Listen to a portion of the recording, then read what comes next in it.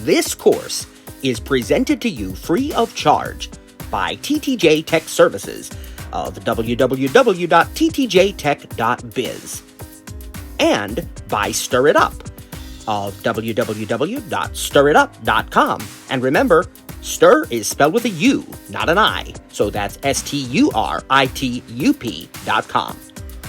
TTJTech Services and Stir It Up are pleased to offer this course to you, to the glory of God, and to the benefit of all those who listen.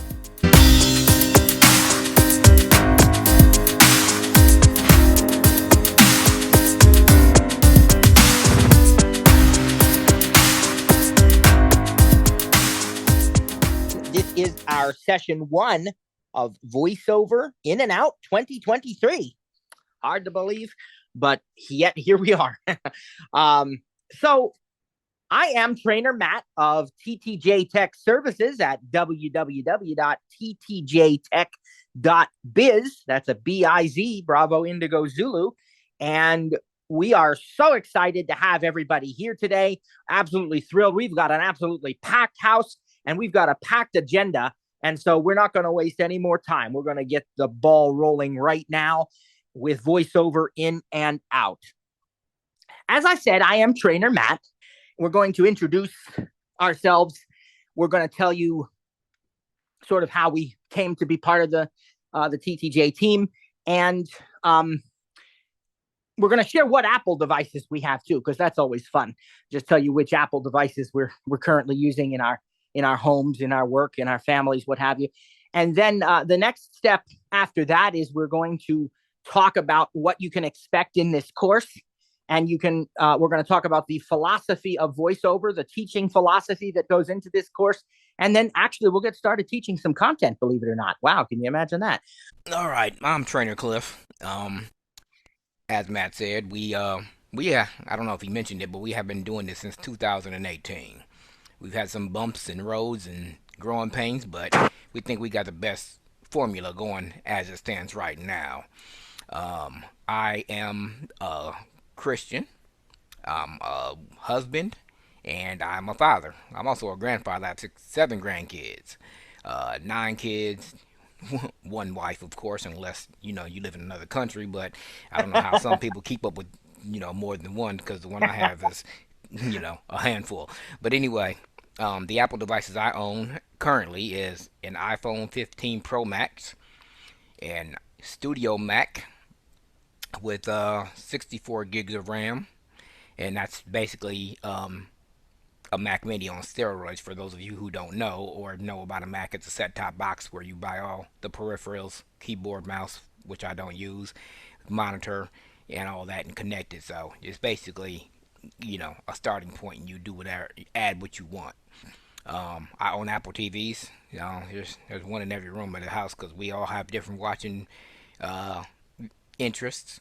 And my wife has an iPad Pro M2 12.9, so that's technically not my device, but I do use it sometimes. I think that's all the Apple devices because I don't have the watch no more. And I do have the HomePods. How could I forget about those? The best sound smart speaker in the world, my opinion. You don't have to agree, but in my house, if you're not Apple, you don't live here. So, I enjoy doing this for a lot of reasons. The number one reason is when I was first learning Apple devices back in 2010 and 11, I got a lot of support. There wasn't email lists like we have now. Only Apple Talking support, which me and Matt run. We also have a public beta list. If you want more information on those, you can just go to ttjtech.biz or stiritup.com and get more information, or just email us about it. And for those of you who don't know, stir is spelled with a U, so that would be STURITUP.com. I also have podcasts. Mine is called Tech Talk Coast to Coast, all ran together. So it's TECH Talk TALK Coast, the number 2, and the word coast all ran together. You should be able to find that on the same platform where you can find TTJ Tech Talk. I also do sports. and I do have a Christian podcast also, called, I can't even think of it right now. I can't believe it. I'm having a brain freeze. Um, Preach Is to that Teach. That's what it's called. that okay? That's right. It used to be committed, right? It changed to yeah. That's right. Yep, I changed it when I switched over to podcast. I changed it to Preach to Teach. Yeah. Um, so we, as Matt said, we have a lot going on, and I'll tell you the revised version of how me and Matt met. Um, Back in 2013, I think it was. He subscribed to one of my lists, and he had a lot of knowledge. I was like, this guy really knows his stuff. I was gonna reach out to him and say something to him just to say, maybe we could, throw some ideas back and forth and work together on some projects. But then one day he posted a message on my list telling somebody to contact them for paid services. Oh, I about hit the floor. I had to email him privately and say, look, we don't, this is a free list serve. We don't want to advertise our services on here because I don't want people to think that if they come here, they have to pay for anything. He was polite, man of God, Christian, said, okay, that's no problem. And then one day, the Apple TV went from the second gen or the third gen to the fourth gen. As you know, now it has, or as some of you might know, it has an app store now. The first, second, and third versions of the Apple TV did not. So he did back then it was a conference call on the Apple TV, what it was going to be about, and to tell people more about the things that it could do. Um, and he sent out email on the same list. So I signed up for it. He'll tell you himself that he was worried about what I was going to say. He's like, oh goodness. He emailed me, now he's coming to my conference. So, long story short, it all worked out. I just had questions about what the Apple TV did, and we found out that we have most of the same interests. I like sports, he doesn't, but he likes reality shows. I don't, but that's probably about where it ends. Everything else we have in common: Apple products, technology, Christianity, you name it, we probably do. We both love lasagna. His mom makes a great homemade lasagna. I got to get over there and get some of that too again because I haven't tasted a lasagna store bought or not that tastes that good. No, that you won't find any quite like that. So, but again, I mean, he started asking me to cover him in a meeting when he couldn't make it, and I did. And we've been guests on each other's podcast, and beyond that, we're just brothers in Christ and love each other like brothers. Yeah, I call his mom, and his wife and my wife are good friends, and we just it just goes across the board like that. So, and don't get me wrong, we've had some disagreements, but it's never got to the point where we're stop talking or have, negative words toward each other. So, I'm Trainer Cliff, and that's my introduction. All right, and thanks so much. We're glad to have Trainer Cliff with us. And Trainer Cliff, when I tell you my story last after the other trainers go, you'll hear more about TTJTech Services, which is the business that I run. But as Cliff pointed out, he also runs a tech business, Stir It Up. Remember that Stir has a U. And so we often work together. We tell people that when you get one of us, you get both, because whenever I tend to focus more on iOS and iPad OS, and he tends to focus more on Mac. Although we're both trained in both, we both could do both, but we sort of bounce that off each other as well. So that's what that's about. So I think we've got Trainer Rita next. I'm the one who kind of does some of the supporting documentation for what Matt and Cliff teach and the others help out with in terms of the training. So, for example, if Matt is teaching on the Messages app, I might have some supporting documentation that goes along with that, the steps for doing specific things within specific apps. And Matt, of course, starts with the Apple resident, the native apps for Apple, which most of the time are completely sufficient. So you don't need other apps like a different message app, a different calendar app, a different whatever app. Apple does an amazing job and completely accessible with VoiceOver. Uh, so anyway, and the way we distribute this documentation is you need to sign up for one of the listservs that is the only Apple Talk and Support listserv or the iDevices listserv. And Matt previously sent out an email with those email addresses. And so you sign up for that listserv, and it's a participating list of all people who do stuff on their phones and Macs with VoiceOver. And there's a lot of people on those lists who are trainers themselves. And so someone will come up with a question like, how do I do this? How do I do this? And somebody will respond. Most people are very gracious on these lists. So that's how the documentation is going to be distributed. So if you don't have those addresses, you can go to, let's see, it's subscribe and only Apple Talk and support dot It's what? it's an email. You have to send an email. It's only, and they have dashes in them too. That's the other thing. Every word Okay. where you would expect a space is actually a hyphen or a dash. So it's only dash Apple dash TNS, like Tango November Sierra for talk and support, TNS. So it's only Apple TNS plus, which is the plus sign, and then the word subscribe at groups.io. So only hyphen Apple hyphen TNS plus subscribe at Yep. groups.io. I have to do it in my head. So anyway, so most people, so that's how you get the actual documentation. And again, Matt is going to be, they'll be cleaning up these recordings for each training session, and they'll be putting those out on a Mac's podcast platform. Yes. Yes. Okay. So anyway, so that's the deal. So we volunteer, to all come together because we're so passionate about Apple products, and try to teach each other, about how to do things on your device, because these Apple devices are life-changing, and you can do almost anything in terms of, enhancing your life with these Apple devices. So that's my deal. So I'm Rita. So I've been here with TTJ. Matt asked me to, was it like 5 years ago, to join the group, which was a great honor. I am passionate about accessibility and voiceover. It is, like Rita said, a life changer. And I also have been working at Apple Retail for 11 years. And I love working there, love my job. And what I do is I work with customers that come into the store that want to know about our products, that want to try them out, and who will possibly want to buy them.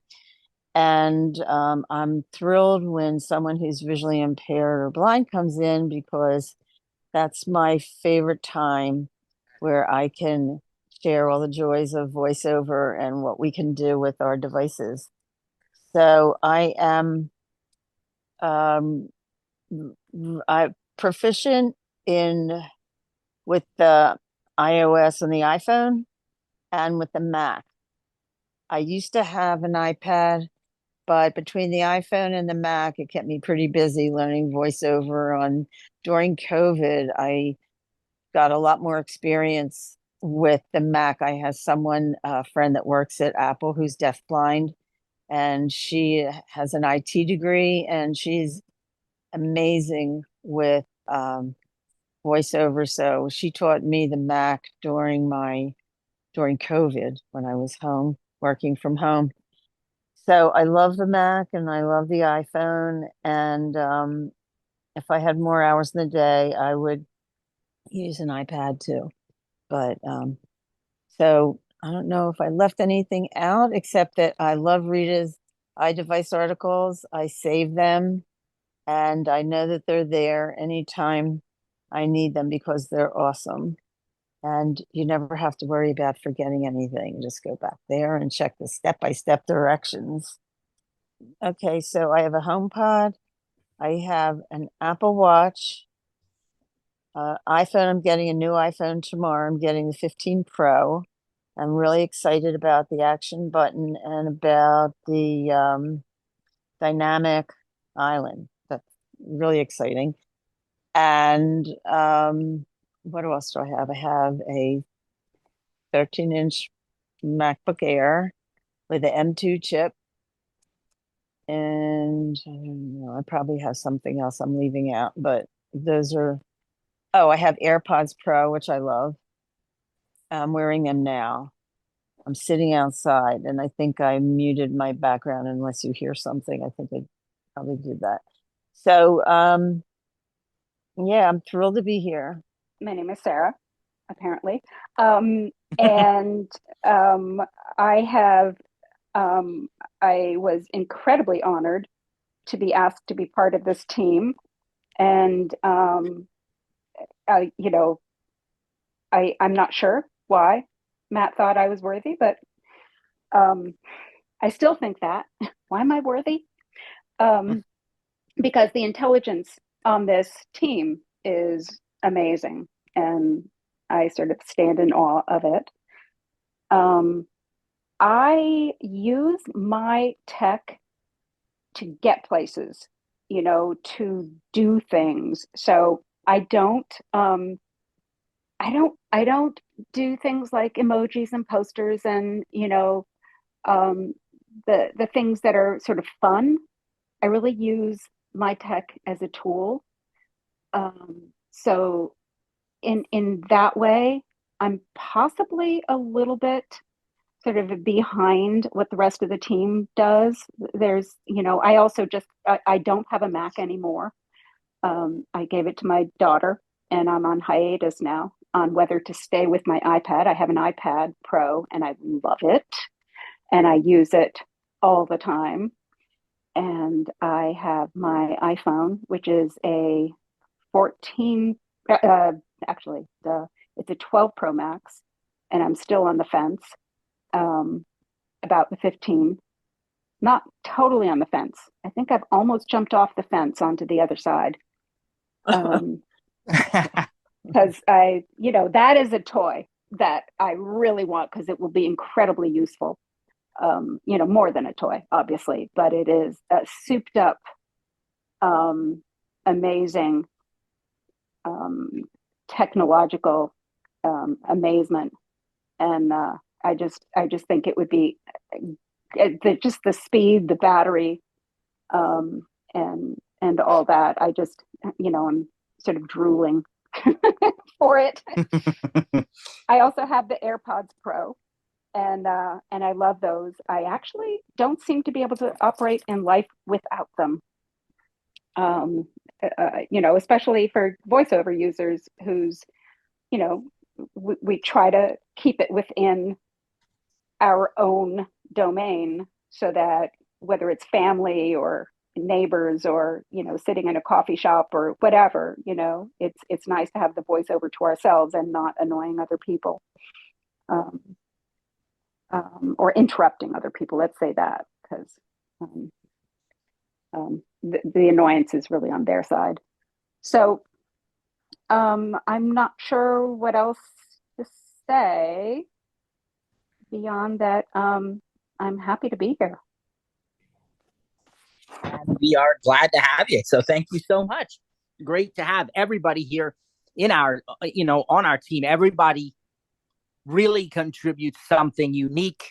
We all have our own way of teaching, and it's just a fantastic thing. I'll come back to that in a moment after I tell you about myself, and then we'll talk about the team just a little bit more before we move on. So once again, I am Trainer Matt, and I'll introduce myself now. As Cliff said, same applies to me. I am a Christian. I would actually say a born again, Bible believing child of God. We'll just say that, but Christian is the common term, and there's nothing wrong with that. And we have married with two awesome kids. My son is 16. He'll be 17 in March, and my daughter's 11. So it's incredible. I've been blind since the age of 3, so technology has always been a major part of my life. And I started, as most probably did, who started with technology in the late 80s and early 90s by using DOS and WordPerfect. And then I moved into Windows and all the various Windowses along the way, and really was never thrilled with Windows because there was always problems, there were always issues, but it was really all you had at that time. Just like I was never really thrilled with JAWS, but it was what you did. It was what you needed to have and what you had to use if you were going to do it at all. I had other devices too. I won't go into all that right now, but I had other devices that folks who were blind commonly had in school and so forth. And basically in about 1997, 98, I began assisting my mom. So I'd have been like 12, 13, 14, somewhere around there. I don't like doing math, so I'm not going to actually figure it out. But excuse me, my mom was the technology coordinator at a local school district. And I would assist her because people found out that she was good at what she did and they would ask her for private help and so on. And we'd go to people's houses and they would have, viruses and spyware and all these other things, and their computers would just be a mess. And so what we did was we would reformat the hard drives and reinstall Windows and start from scratch. And I was the technical person. I did all of the reformatting and the installation of Windows with her sighted help, of course. But we did that. And then she would do, if they wanted to learn how to create a professional looking document or a spreadsheet or whatever, she'd be the one to really do that. And we marketed that actually for a while. And I sort of took that after I graduated high school and put it under the name of CompuClean because we cleaned out these systems, and I fast forward to 2009. My first Apple device was an iPod Nano. It was actually, that's not true. My first Apple device was a Mac. I apologize. I was working at the time with a state agency and they offered me a computer as part of the job. I already had a couple of Windows PCs. So I said, well, let's try a Mac. I've been hearing things about how you never have to restart them. No disk defragmentation, no .dll file errors, no registry problems. Let's try it. And so I got the Mac and made a decision, which we're going to talk more about this in a few minutes when we talk about this course. But I made a decision to not constantly say, well, how do they do it in Windows? How does this compare to what JAWS does? Or how does this compare? I literally put my Windows laptop in the back of a drawer and forced myself to use the Mac for everything I wanted to do. And at that time, we didn't have all, like Cliff said, you didn't have all the email lists and all the, things that we have today. And so it was a fantastic journey because I wanted to do it. And I already came from a position of believing that the Apple platform, Mac OS at that time, OS 10, was probably better than Windows. It probably was. And I just needed to learn to use it to be able to experience that. And then the next device that I got was the iPod Nano. And my parents bought that for me for my birthday that year. And I remember telling them it was the best birthday present I had ever received because it was a mainstream device. Instead of having these multiple $1,000 weird looking, devices that are specifically designed for the blind and stuff, I'm now using the same thing that everybody else is using. I got to pick a color. I got to pick a case from the massive list of cases that, was available to everybody. It was just revolutionary at the time. And that was the iPod Nano. And that was my entrance into the Apple world. And I said, boy, I wish there were a way that, Apple could make an iPhone that talks, but that'll never happen because a blind person can't use a touchscreen. Well, boy, was I ever proven wrong. And I got the iPhone 3GS and I've never looked back since. I changed my business a few times into being all Apple. The TTJTech Services was officially born in 2015 as the tech juggernaut when I received my first Apple certification. I now have a couple Apple certifications as an Apple certified associate and as an Apple teacher. Cliff's got a couple of those and he's got a couple that I don't, the Apple certified support professional and so on. And so we are either certified here on this team or equivalent experience. My business does paid training. We do shopping assistance. Many of you already know about it. We do product support. We do smart home and security system stuff, web design, quite a bit. And we're very excited about it. And it's truly been a blessing. And we thank everybody for their incredible support. Cliff already told you how we got to know each other.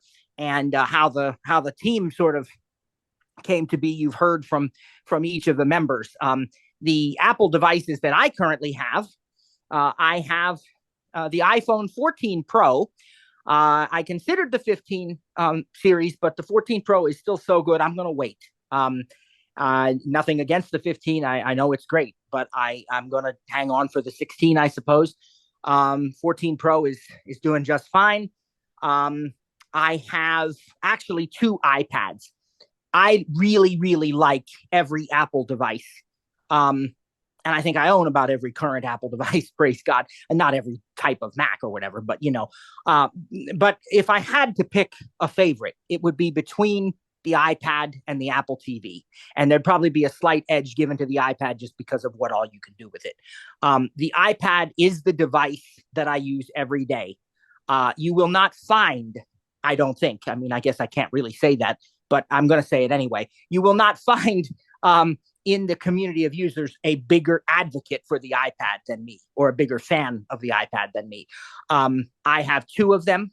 I've actually nicknamed them because one is yellow. I have a yellow 10th generation iPad, and then I have the big 12.9-inch iPad Pro.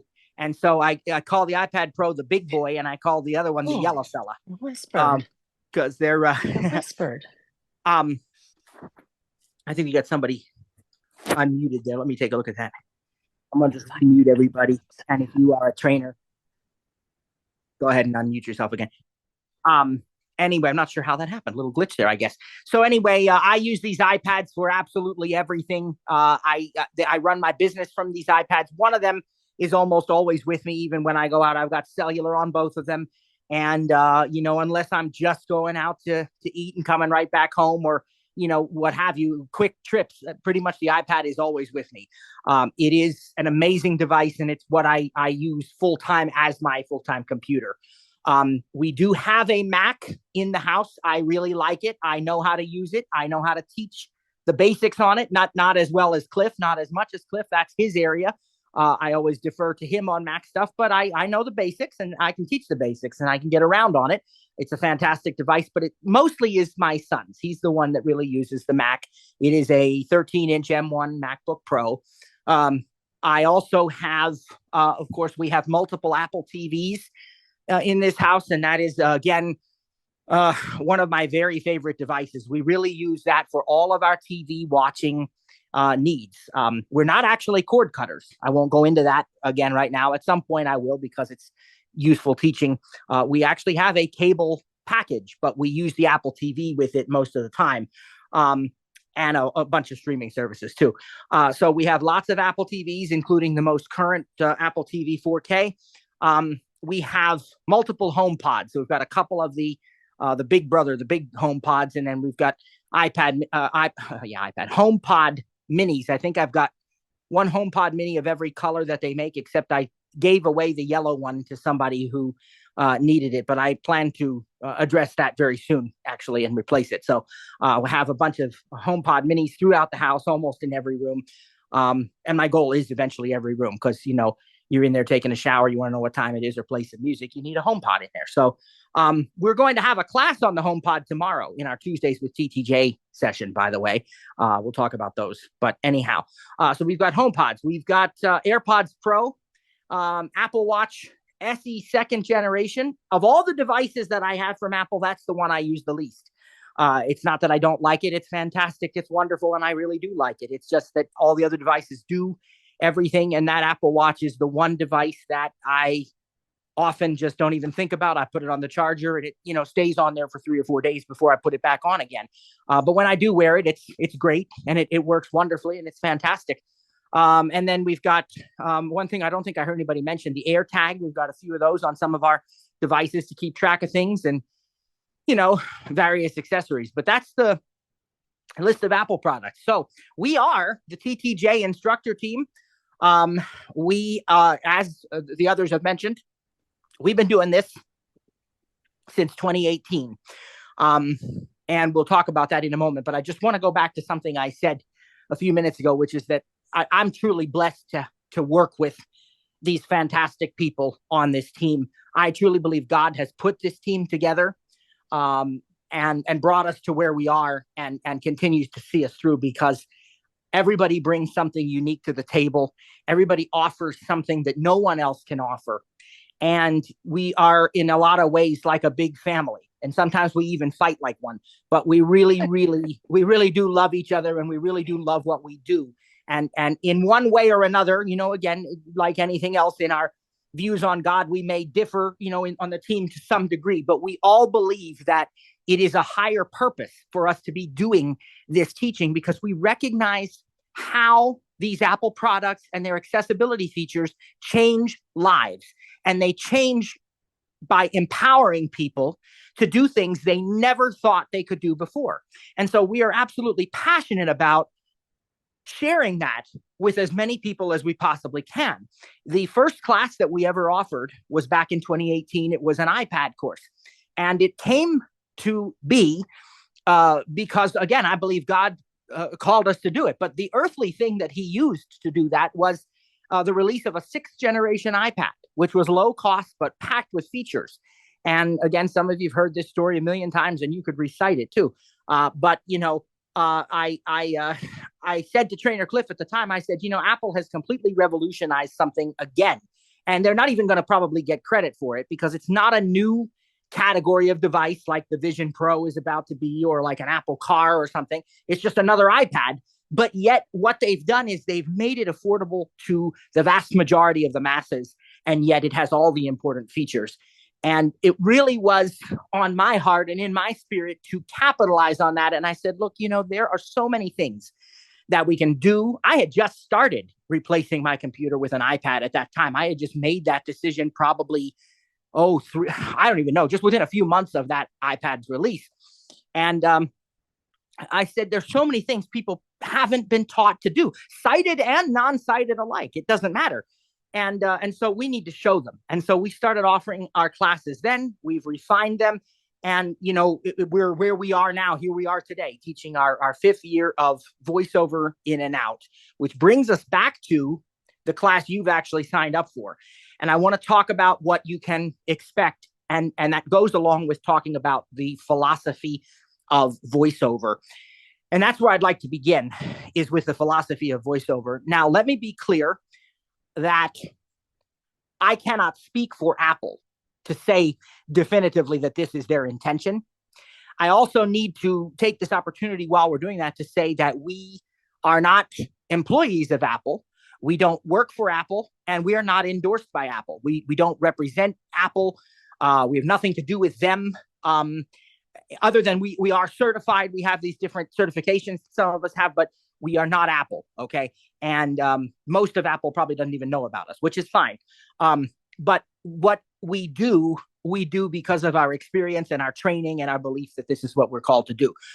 So I cannot speak for Apple when I talk about the philosophy of voiceover. They could totally disagree with me and say, I don't know where this guy's coming from. But it appears to me, and I think to all of the team, that there is a difference in the overall philosophy that voiceover adheres to. Because I can remember years ago getting a new screen reader, or even a new version of a screen reader for a Windows machine. And when I first started out, you'd get cassette tapes, and you'd get a whole book of cassettes. And then later on, that moved to DAISY files, and it became digital and everything. But you still had hours and hours worth of teaching. And they'd teach you, a separate module on Word and a separate module on, and Apple has, I think, a very different way of going about things. First of all, Apple wants you to have the same, or as close to the same as you can possibly do a thing like this, the same experience that a sighted user would have. It makes it a lot easier to work with sighted family, friends, coworkers, colleagues, what have you. Because if I tell a person who can see, or a person who cannot, that this particular icon is located in the upper right corner of the screen, they can find it on their iPad or their iPhone. They don't have to have, JAWS key plus F7 twice. They don't have to have these different commands to do this. It literally is in the exact same location that their sighted peers would find it. And there's no reason we can't operate it in that way. And so what Apple has done is they've created a few voiceover gestures, and there are keyboard commands too if you want to go that route, or if you use a Mac, we will. It's actually F6. Well, whatever. Unfortunately, I have to use it on a daily basis. So yes, I know you that, actually so. do. Yeah. Kind of by force, I suppose. But then again, it's a job. So there you go. But with these devices, they teach you the basics of voiceover. They teach you a few gestures and commands, and then they want you to apply that to everything else that you do. They want you to apply that. How do I use the music app? It must be so complicated, except that it's not, because it's a summation of all the gestures you've already learned. How do I use this brand new app from the App Store? It must be really complex. It may be complex, but it's doable. And it's not any harder because it's a summation of all of these gestures that you already know from your other apps and from just learning voiceover in general. And even the Apple user guides for each device are kind of set up that way, where they have a voiceover section near the back. And I always advise when you're starting out and you read the user guide for your device online to read the voiceover chapter first. If you are a voiceover user, read that, learn the commands, learn the gestures, and then apply them to whatever it says everywhere else in the guide. So if it tells you, okay, in the music app, tap the play button, you as a voiceover user automatically know, okay, if it says tap, that means I bring focus and I double tap. So you make those connections and you can use any app, navigate any website, and you'll be just fine. Now, of course, every once in a while, you'll run across an app or a website that is not accessible. And that's not Apple's fault. These things happen. And, Apple works with these developers and gives them all the tools they need, but nobody's perfect. And sometimes you'll run across that. And sometimes you'll run across websites that are more complex than others and that are harder to use with VoiceOver, but that are still usable with VoiceOver. So there's a combination of factors at work here, but we have built this course around that philosophy. We've built this course around the philosophy that if we can teach you what we like to call the predictable patterns, that is that there are a few gestures and a few commands that are absolutely essential, and that most apps will conform to one of several layouts or one of several patterns. And if you know what that app conforms to, and you know those few basic gestures, you will be able to figure your way out through just about any app or any website that you use. And it goes back to something I like to call the fundamentals. And my kids, one of these days, are going to buy me a t-shirt, I'm telling you, with the words fundamentals, because in everything you do, I believe mastering the fundamentals is key. Now, we are in football season now. I'm not a football, as Cliff said, I'm not a big sports person. All right, I watch the Super Bowl because, it's a great excuse for me to make buffalo chicken dip, chili, and kielbasa all in the same night, and family and friends together and what have you. But I don't know much about it. But this is what I do know. When you are watching the Super Bowl or the World Series or the World Cup or any of these other things, March Madness, or something not sports, American Idol or something else, what you're watching is you are watching masters of the fundamentals. That is people who have become so good at the basics, the foundational skills, that they can apply those skills to anything else. Now, my daughter takes karate, and she's now a red belt in karate already. She's doing really well, actually a red belt with a stripe, if I want to be technical. She's really enjoying it, and it's a very nice experience for her. And after their last karate test, their instructor got up and, he always kind of reflects on how they did and what needs to be improved and what he liked and what he saw. And he talked about that very same thing. He talked about these fundamentals. And I thought, I'm going to use this because he said, when we as instructors, 6th degree black belt or whatever it is, he said, when we go for our, recertifications and what have you, he said, we might be standing there 3 hours doing karate forms and all these things. And he said, and then they'll say to us, that wasn't good enough. You got to do it again. And he said, all you want to do is cry by that point in time because you don't feel like you have anything left to give. But he's the authority, he's the instructor in the chain of command. You got to do what he says. He says, do it again. You're going to do it again, whether you want to or not. And he said, the thing that saves you is that your body has been so trained in the fundamentals that it just knows what to do. Now, in the art of judo, apparently you throw people in judo. I never knew that until he gave this speech that day, but apparently in judo, you throw people. He said, but there's a saying that you'll never learn to throw someone, never learn to throw another person until all of your strength is gone. And what he's saying is, it is at that moment when you don't know what else to do that you fall back on the fundamentals. And maybe some people might think that's a bit overly dramatic for a voiceover course, but let's face it, sometimes you're in a situation, you're on a phone call and you have 5 seconds to enter your social security number, or you got to press 1, or you got to do, navigate this website that's really complex and you don't know how to do that. What's going to work every time is putting these fundamentals to use, putting to practice what you've been working on, what you know about the basics. There is no way that we can teach you everything you'll ever need to know or run across. Believe me, we've tried. Not because we thought we were that good, but because we thought we owed it to you. And we had years where we did that. And what we found is people wouldn't retain it because they couldn't. Now, I believe that I have a God-given talent. When I pick up an iPad, an iPhone, whatever, I don't have the steps memorized. It just makes sense to me, like 2 + 2. And that doesn't matter whether it's a new app, whether it's a new iOS version, whatever. That's something that God has given me. I can just do that. I don't know the steps most of the time. People think I've got them memorized because I do these things so quickly. No, it's all God. And so my wife will say to me, well, how do I do this? I'll say, let me see your phone. Well, why can't you just tell me? Because genuinely, I don't know until I see it. I need to have your phone. I'll do the steps and it'll make sense to me. And boy, does that drive her crazy. So but the thing is that it can become almost that way for you if you master these fundamentals, that you just know by what the muscle memory, by the experience, by all of that. And so it is our goal to get you to that place. Now, because we recognize that everybody learns differently, we also do the step-by-step, which is why we have Trainer Rita. Well, it's one of the many reasons why we have Trainer Rita, but it's an important reason because she has step-by-step documentation and you'll like that and she'll share that with you. But there are going to be those times when you don't have time to find that file with the step-by-step. And so you've got to have this fundamental training. And that's what we want to do. And this year, as we announced at our Tech Summit, it's going to be even more focused on that, because we are going to take every Wednesday and we're going to have what we're calling an experience lab. So basically, our Monday sessions are going to be teaching. Mondays, we will come in here.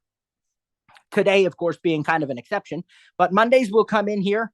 We'll have our word of prayer and we will be starting with lecture teaching right away. We'll give you steps, we'll give you demos, and you will learn how to do things like set up, a whole bunch of things. We've got a whole packed curriculum of that. And then on Wednesdays, not this Wednesday is still going to be teaching fundamentals, but probably next Wednesday, we're going to be starting our experience labs.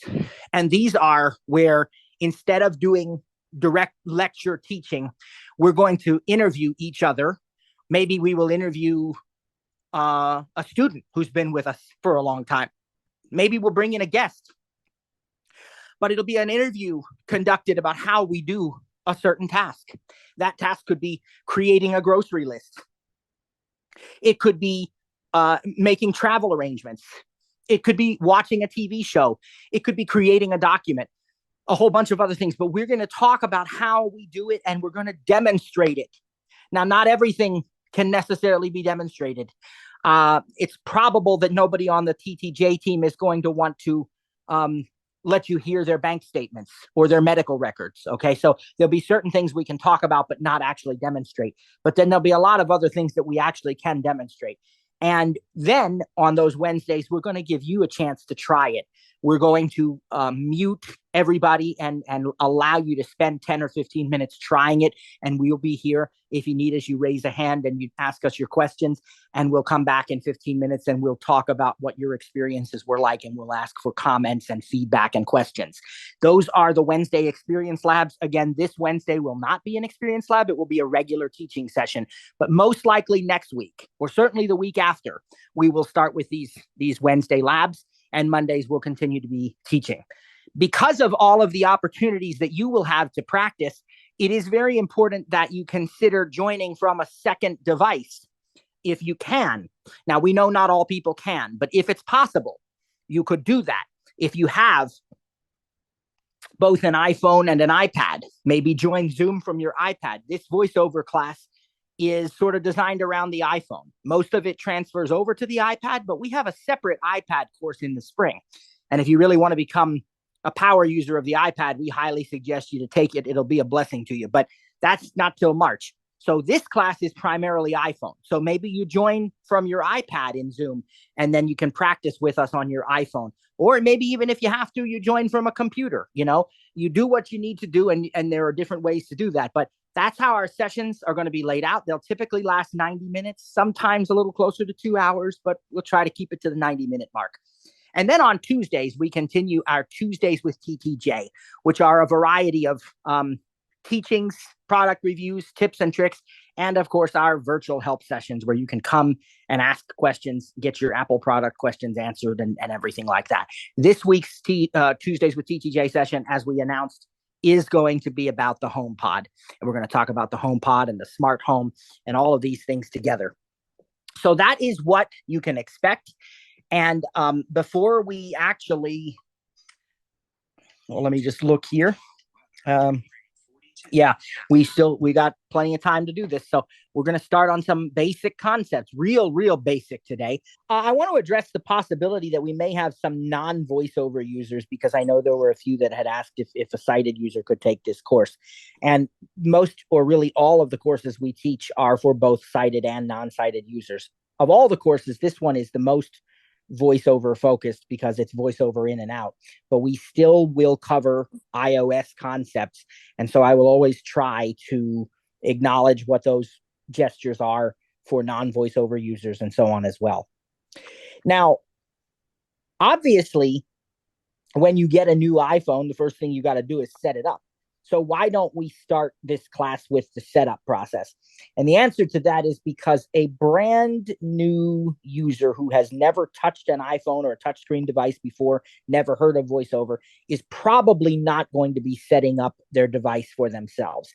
They're probably going to have it set up with some guidance from an Apple store. Now, Apple has a philosophy. They want you to do it. They're not going to take your device. Lynn can attest to this. They're not going to take your device and do it for you. They're going to say, all right, here's what you do, and they'll walk you through it. But you may have that guidance from an Apple store, or maybe your phone. We have an expression for that. The expression is, we let you do the driving. Yep. And that's what it comes down to, because you want people to learn how to do it for themselves. You don't want to make decisions for them and take their, and so if you've done it in an Apple store, that will be your experience most likely. At least it's supposed to be. And really, if you might have your phone set up by a carrier at a store or by a family member or friend. But I don't think that a person who's never used VoiceOver before is just going to go online and order a device and set it up. I mean, somebody like Cliff might do that, but most people, I guess I sort of did that back in the day, and but anyhow, that's beside the point. So we don't start necessarily by teaching the setup assistant that comes up at the beginning. I do have a recording on our YouTube channel of me setting up an iPad. It's still pretty current. I think it was a year or two ago, but it's still pretty accurate. So if you need that, you can follow it. The good thing is all these fundamentals will apply to it, so that the next time you need to set up a device, you can do it yourself if you so choose. We are going to talk about unlocking a device, because that's something you got to do every day, multiple times a day. Your device will go to sleep, or you'll want to lock it. And then later we'll talk about how you can adjust, how quickly it goes to sleep and stuff. That's not for today, that's later, but you got to know how to unlock your device. And so We are going to talk about the lock screen and the home screen, and we're going to talk about navigating basics today. So I want to start with unlocking your device because really and truly, you can't do anything else with your phone until you've done that. Now, I've got my phone right beside me here, and I'm going to turn up the volume. And I want you to hear something. 3:54 p.m. Messages. Okay, that's how easy it is to unlock a device. That's how quickly you can unlock a device. Now we need to put that into tangible steps, right, Rita? So, but I will show you that's how easy it is. What you just heard is how quickly it can happen. Now there are two main methods of authentication in a device nowadays, and they're both biometric. One is Face ID, one is Touch ID. Most iPhones now that people are using will have Face ID. There is still the iPhone SE3, which uses Touch ID. The latest rumors actually indicate that the SE4 will not have Touch ID, that it will have Face ID, but that's just a rumor. It's not been confirmed. We don't know. But definitely all of your devices from the iPhone 10 and newer have Face ID.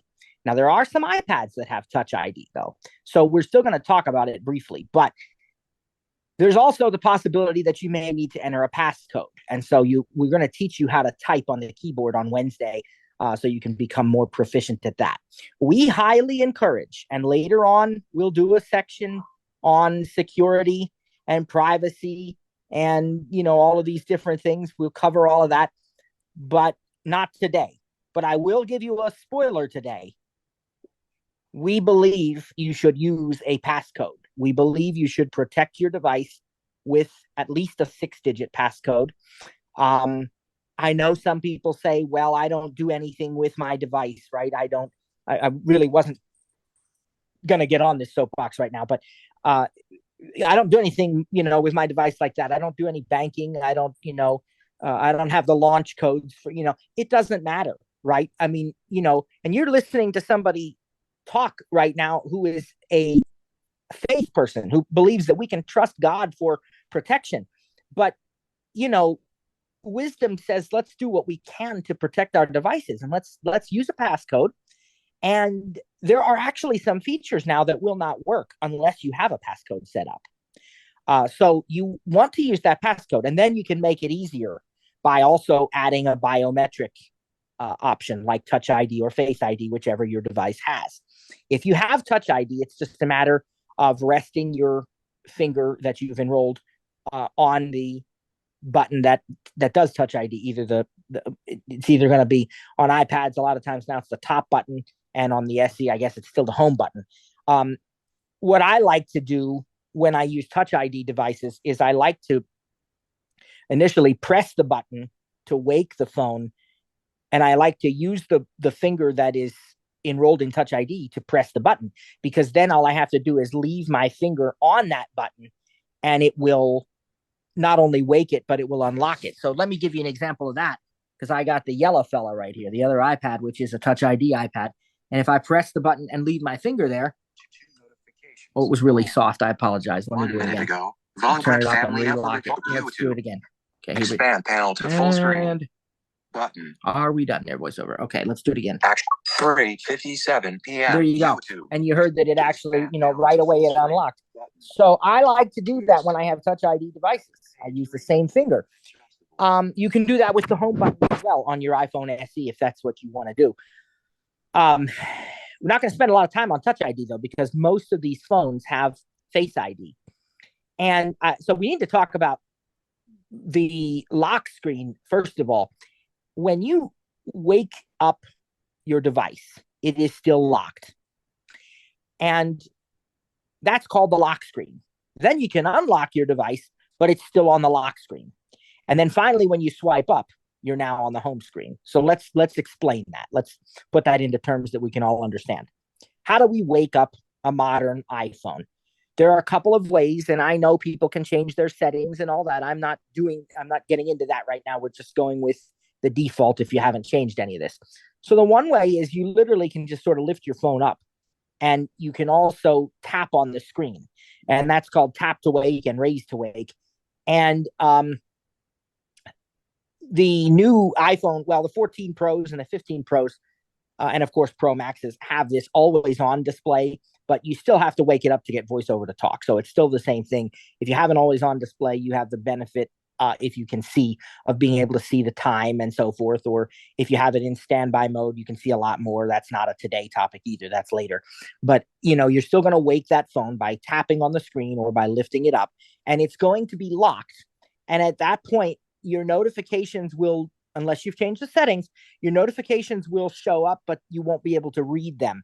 And that's a security and privacy measure. So, a random person walks by your phone and wakes it up. They can see that you got a message from Johnny, but they can't see what Johnny said. And they can see that you got a news alert, but they can't see what the news alert is. To be able to read those notifications, you have to unlock the device. Now, again, it pretty much happens instantaneously if you're doing it properly, because Face ID is so quick that it really can all happen in one step and you don't even realize it. You heard how quickly I unlocked my phone a few minutes ago. To use Face ID, you sort of just need to hold the phone out in front of you. I mean, that again, I'm starting with the most basic explanation, and then I'm sort of digging down in a little bit and breaking it apart into things that you can understand. We often get comments and questions about, well, how can I use Face ID as, a blind person, essentially? And the answer is you absolutely can. So I want to dispel some rumors and some myths about Face ID that are not true, so that we can put this whole business to rest about Face ID being difficult for a blind person, because it's not. So myth number one, Face ID requires real eyes. Not true. I have two artificial eyes. It's not an iris scanner. It is facial features. It is using a special system of technology that I won't go into for the sake of time, to scan your face. Okay. So that's myth number one, destroyed there. The second myth we're going to dispel right now is that Face ID requires you to be able to look at a certain way at your device. That is not true. There is the option of being required to look at your device. If your Face ID was set up without VoiceOver turned on, then that feature is going to be enabled by default, and it is called require attention. Now, even for you Face ID veterans, pay attention to this, please. Don't confuse require attention with attention aware. That is two totally different things. Attention aware is awesome. Require attention may possibly present a challenge to the non-sighted user, although Trainer Cliff has require attention turned on. He's totally blind, been blind since the age of 3 like I was, and he can do it. He's learned how to position his eyes. And he does that because he feels that his kids might come up and try to, buy an app or something and have him look at the phone while he's sleeping, if he doesn't have that on there, So he has that require. So even as a blind person, you can use require attention, but it might be more of a challenge. And so for that reason, if you have VoiceOver turned on when you set up Face ID, the require attention feature is automatically disabled. If you want it on, you have to go in there and expressly turn it on. But as long as it's disabled, you do not have to look at your phone at all. It's just about scanning your face, which again, I'm going to tell you how to do momentarily. But that's the second myth. So remember, we've already said, nope, not true that you got to have real eyes. Nope, not true that you got to look at your device. The third one, and this is a big one, Face ID, this is the rumor, this is the myth. Face ID requires proper lighting. Absolutely not true. Face ID has nothing to do with light. Okay. Face ID, again, uses a special technology. I'm not going to get into it right now, but it is a different technology. You can use Face ID in a completely dark room. And so then, people will often ask me, well, then why is it more challenging sometimes when I'm laying down in bed to use Face ID? Well, because you're not holding the device in the same way. You don't even realize it. But, we have to sometimes do a double take when we think about spatial concepts as people who are blind. You're not holding the phone at the proper angle. That's why, because it's different holding your arm while you're laying down flat on your back. That's the reason you have trouble with it. It's nothing at all to do with light. I promise you, I can assure you, you do not need light in the room to use Face ID.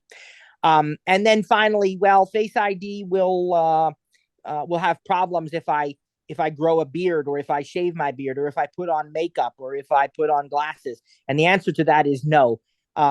Glasses, depending on the glasses, could present a problem if they're really, really thick compared to when you did Face ID enrollment.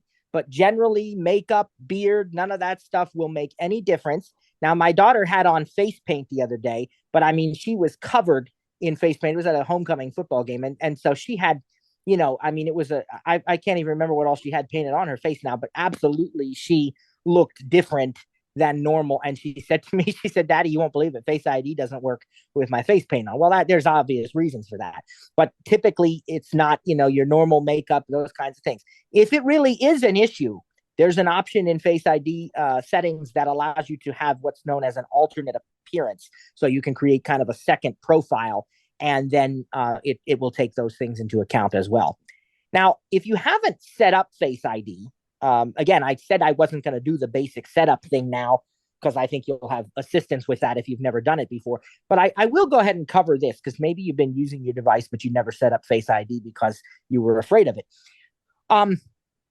If you have never set up Face ID, the setup process with VoiceOver is fully accessible. Here's the key thing that I have learned. Now, I did it with the iPhone 10, which was the first model that had Face ID. And I didn't have a clue, and nobody explained it to me. And the VoiceOver instructions were, I don't think, quite as detailed as they were now. Or actually, if I think about it, maybe I didn't even have VoiceOver on, because my son at the time wanted to help me set up the iPhone 10, because, it was the new thing. It was brand new design and all this. But what he did was he walked up behind me and he moved my head in the proper position, so that in the future now I know how to do it. But here's what I've learned even more recently than that. When you are setting up Face ID with VoiceOver, do not, and this is generally a good rule of thumb for a lot of things with technology and a lot of things in life, don't try to second guess the instruments. Don't try to get ahead of what it is telling you. Any problems you will have with the Face ID setup will be because of that. I can say that now from experience, because I used to do that. Because, you don't set up Face ID that often. You get a new device. I got the 10, I got the 10R, the 11, the 12, and the 14. So, maybe a couple of extra times. I can't remember if I ever had a restore or anything. Oh, and then my iPads too, some iPad Pros. But, not something I'm doing every day for sure. And so oftentimes, it would take me longer. I'd get it with VoiceOver, praise God, but it'd take me longer because I'd move my head and then it would say out of focus and blah, blah, blah. And you'd have to, And what I realized only this most recent time that I had to set it up is that if I just wait, even if that means keeping my head still, we talk in scripture when we're preaching sometimes about be still. Well, it kind of applies here too in a far different meaning, but honestly, sometimes just wait. And VoiceOver will tell you, all right, turn your head up and to the right, or down and to the left, or whatever. And if you just do what it says when it says to do it and not before, you will not have a single problem. I didn't have one out of focus error. It set it up immediately for me when I did it. And it is so simple if you just wait for VoiceOver to give you the instructions. The general pattern is you're going to be making a circle with your head. And it's like those exercises that you did in chorus or in sports and stuff, maybe, where they say, bring your chin to your chest and then roll your head around in a circle. Except now with Face ID, you don't bring your chin to your chest unless they tell you to put your head down. But you're making the iPhone 15, it's gotten a lot simpler. I didn't have to turn my head as much, and I mean, it might have to do with the camera being better on it, right. But I didn't have to turn my head. Usually with Face ID, you have to rotate your head a few times. I think I only had to do it 1.5, and it didn't even do a second scan. Yeah. Did the second scan go away on the 14 too, or is that just a software thing? You don't have to do it unless you want to do that Face ID with a mask thing, which we don't have any mask mandates. Right, so but remember when you first set up ID, when it first came out? Oh yeah, years ago you used to have to do it twice, but no, not anymore. Now, when it actually comes to unlocking your phone with Face ID, what you really want to make sure of, and this gets to a concept that sometimes we are not familiar with as blind people either, you need to hold the device a little bit away from your face. Now, I'm not saying like an arm's length. That's almost too far. But you need to hold it a few inches away. So, for years and years, I didn't know any better. I've been blind since I was 3. I've never taken pictures with a camera as a sighted person. Now, someday I will. I believe, God's restoring my eyesight, but till that happens, I'm taking pictures as a blind person. And I learned more recently that it's sort of counterintuitive, right? When you want to hear something better, what do? You bring it closer to you. Come closer. I got a secret to tell you. But it's the exact opposite with taking photos and pictures. And the reason is because the closer you bring, now I might be describing this wrong because, again, you're asking a non-sighted person to describe a visual concept here. But the way that I understand it is the closer you bring an object to your face or to whatever the subject is you're taking a picture of, the more narrow the field of view becomes. And so what you don't want to do is have the phone super close to your nose and eyes and so forth when you're trying to use that Face ID. You want a little bit of daylight between you and the phone. And if I pick up my phone and I just 4:11 p.m. just a couple inches away, now it's unlocked and I'm on the lock screen. Monday, October 2nd, 4:12 p.m. Weather, 77 degrees, mostly sunny, high of 78 degrees, low of 53 degrees. Calendar, next event, 4 p.m. Clock, alarms off. Do not disturb button. Show notifications button. Flashlight off button. Camera button. Okay. And that's enough for us to talk about for a few minutes. So what I have there is a lock screen where I have added a couple of widgets. We're going to learn what widgets are on Wednesday. But very briefly, a widget is like a little app that just runs in real time on the screen. They're interactive and you can basically get quick access to information. So I like to have the weather on my lock screen. I like to have the next event calendar widget on my lock screen because that shows me what's coming up. And I like to have the clock, like the next alarm widget, which I have no more alarms for today. So it said alarms off. You don't have to have those. You may not have those on you're looking at your lock screen saying, well, mine doesn't show the weather. Well, that's something you have to add. You can customize your lock screen. Again, we're not going to learn that today, probably Wednesday or next Monday, but we will learn. But you can customize the lock screen. You can put these different widgets on it. You can put the weather. You can put all sorts of things really on your lock screen. And then you do have the flashlight on an iPhone, and you have the quick access to the camera there as well. You also heard it say show notifications. So that's a button that will bring up all of the notifications I've received since I last had my phone unlocked, and even the ones before if I didn't clear them out. And then it told me I was in do not disturb mode, which of course I explained to you at the beginning that I do that typically when I'm in Zoom. I think that's a wise idea. So that is my lock screen. And if I had do not disturb off, or if I had hit show notifications, it would have actually read some of those to me as I swiped around as well. But what we need to do now is we need to get to the home screen. All right. So we're going to just get to the home screen and show you a few gestures before we quit for today. So I want to tell you now how to get to the home screen on a device that does not have a home button. If you have a home button, just pressing that home button will take you to the home screen.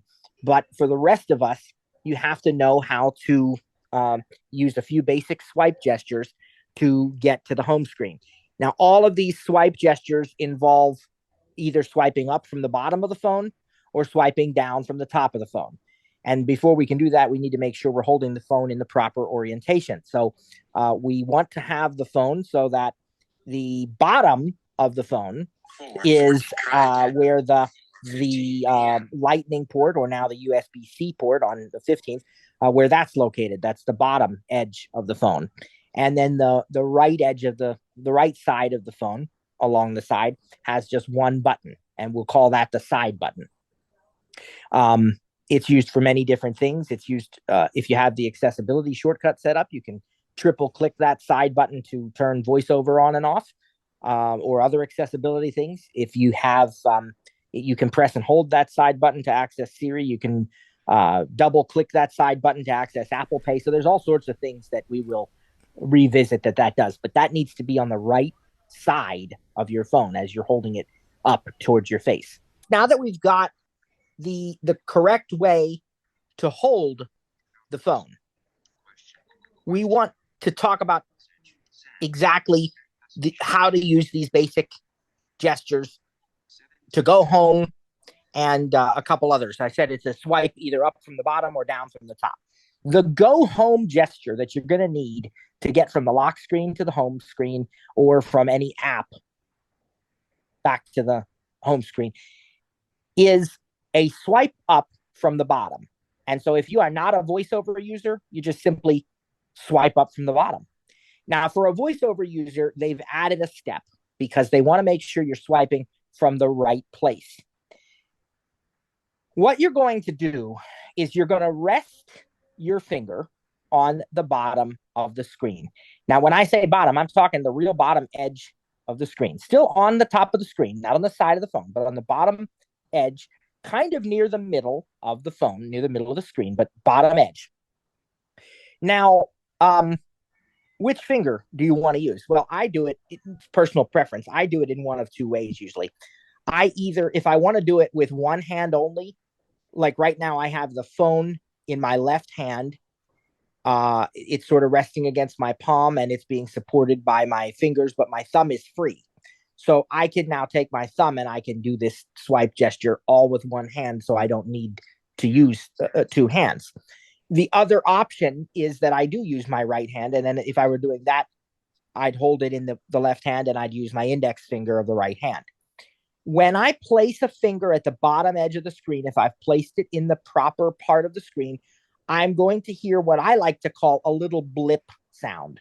It's just a real little, it's kind of like boop, just a little noise like that. And I don't even know if you're going to be able to hear it over Zoom. I'll turn it up and see, but I don't know if it'll work. But you know what I'm talking about if you've done this before. Let me turn my volume all the way up. I actually am in the Messages app right now, so I can do this. I'll put a finger at the bottom edge. Okay, I don't know if you heard that. Let's do it again. All right, one more time.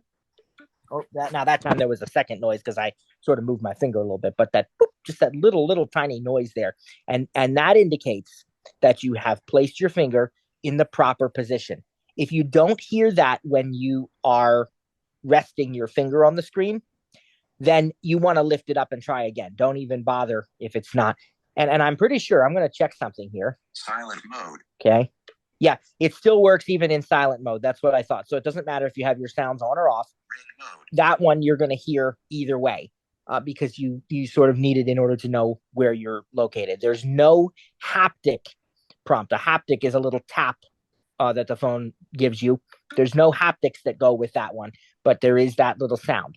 Once you have heard that sound, don't lift your finger, just slide it straight up until you hear the second little blip sound. It's going to be a higher pitch than the first, and it is going to have a little haptic prompt with it. And as soon as you hear that second one, you release your finger and it has taken you home. So it goes something like this. And now we're home. Okay. So that is the gesture. Let's do it again. Let's go back to the Messages app. Doc, messages. Messages. Message. Text field is editing. I'm going to do it now. News. And there we are. We're back on the home screen. So that's how easy that is to go home, and you'll get used to it very, very quickly. There are a couple of other gestures that use that same pattern. That is a swipe up or a swipe down to a different number of blips and so forth. And you know what? I'm not even going to teach them today because that's the only one you're going to need for today is the home screen gesture. The last thing I want to teach is just what I like to call the most basic navigation gestures for VoiceOver. Again, sort of these fundamentals very quickly. And Matt, right? Yes. Right where you are here. One thing I've been observing when I've been training individuals is a lot of sighted individuals who have their iPhones, when they're using them, a lot of times they're holding them in both hands, like cupped with the back of their hands. And so the phone is resting in their palms and they're using their thumbs to type. Okay, this is a carryover from, remember the days of, pressing A, B, C, D for, your letters and so Oh, forth. yeah. Okay, and so what's happening when persons who are using VoiceOver are holding their phones, they're not realizing that parts of their hand, the side of their hand, the side of their thumb is touching the screen. And so VoiceOver is seeing that as another gesture than the gesture you're intending. So for example, the go home gesture, which is you start at the bottom of the phone, you hear that very first haptic little bloop, and then you slide up and you bloop, another bloop. Um, your sound effects are great, by the way.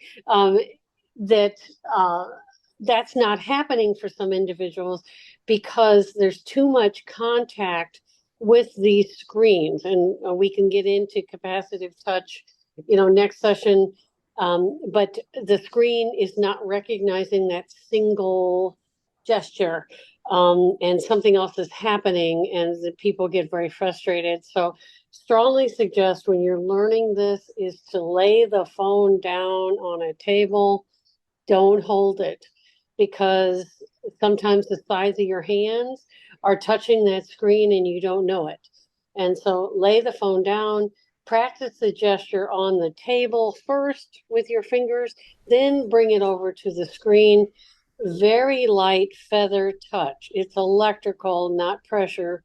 So very, very, very light touch. A lot of visually impaired people have very heavy-handed, and the screen is seeing that as another gesture. So very light, feather light touch, and put the phone down on a table. Practice the gesture on the tabletop, then come over to your screen. Big surprise. I disagree. Of course you do. I only half disagree. I do agree that you do have to practice it, but the feather touch, it's not gonna work with that gesture though, because you kind of got to put pressure to slide so voiceover Oh, knows. the grab. Yeah, you do. Yeah. Yeah. So, but the other part that I only half disagree with is putting the phone down and not holding it with your hands, because it all depends on what kind of case you have.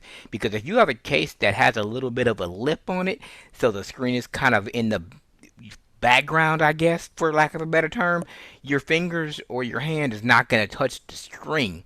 But if you do not have a case, which unless you're very careful, I wouldn't recommend. Even I have a case. The phone costs too much to have to replace or use my Apple Care.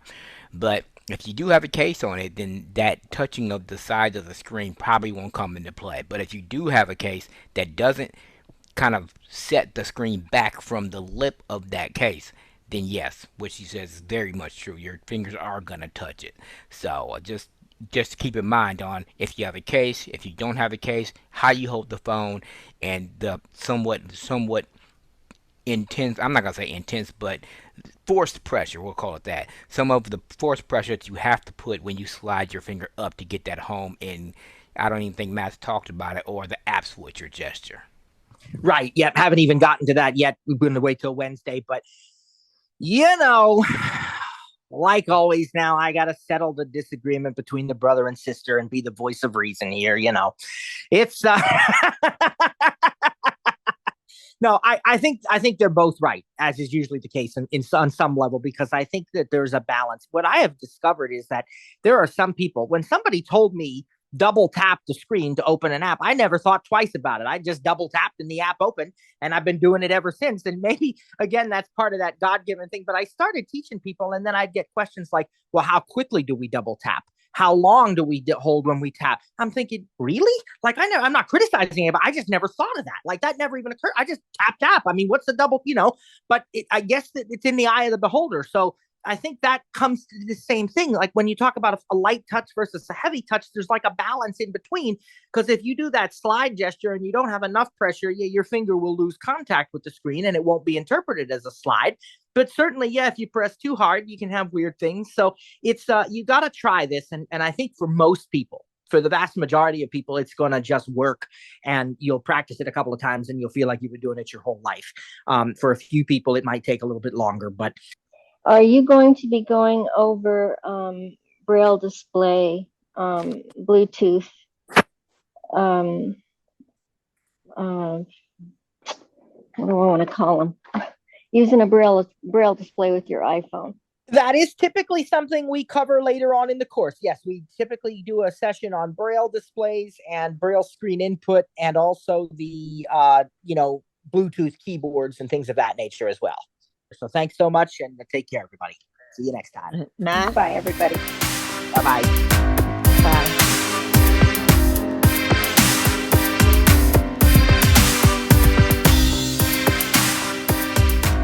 We'd like to thank you again for joining Voiceover In&Out 2023. Didn't get your question answered? Need additional training? Send us an email at support@ttjtech.biz or support@stiritup.com. And remember, stir is spelled with a U. That's STURITUP.com. I'm Trainer Cliff. Thanks for joining us, and see you next time. God bless.